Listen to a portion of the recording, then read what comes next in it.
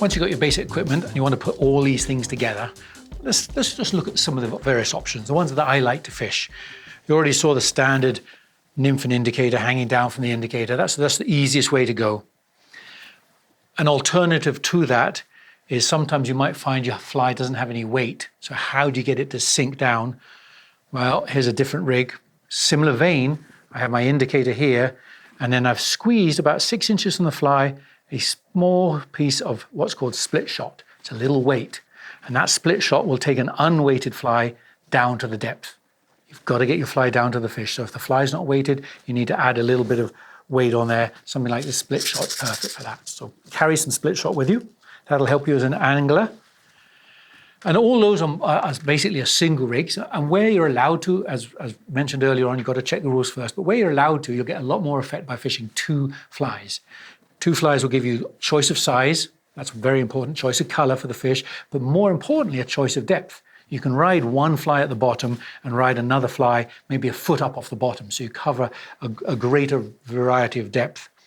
And all of these will be fished off an indicator pattern. So here's kind of a standard tandem rig, different type of indicator I put on here just to show you. But what you can see, I've got my indicator, and then hanging down from the indicator, I've got an arm with 1 fly on, and I've got a longer arm with a 2nd fly on. The 2nd fly is always going to be the heaviest fly, because you want that to sink quickly and pull this fly down. So when you rig up 2 flies, always put your heaviest fly at the bottom. So that's one way of rigging up a tandem rig, just with a dropper tied with just a regular knot called a triple surgeon.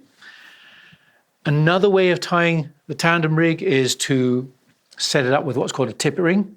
For me, this is probably the best technique because it's so easy to change and repair and fix frequently.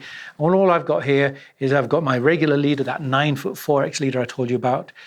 I've tied it to this little tiny thing here called a tippet ring, tiny and small. And off the tippet ring, there's 1 arm, and there's a dropper off that.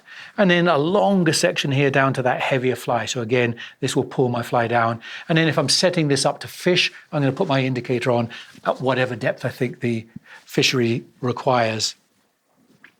And perhaps one other way, a lot of people utilize this method. I don't like it as much because I don't have the freedom, but it's a very quick way of setting up. Again, you have your indicator and you tie your fly on, and then to the bend of that fly, you hang a piece. And this, even though this is smaller, this has got a heavy tungsten bead on. So this will pull that fly down. So a lot of ways of rigging up multiple flies. Again, do check the rules. Make sure you're allowed to fish 2 flies before you go and set up with 2 flies. And then find the way that works best for you. Use a tippet ring, or tie off the bend of the hook, or just tie a dropper arm and rig up your multiple flies that way. So a number of ways to rig up your nymphing outfit. Check the rules, find out what you like to do, find out what you enjoy and get into. And then once you've got the idea of the way to rig your nymphs, then you've got to go to the water and find out where to fish those nymphs. And we'll take a look at that in this very next chapter.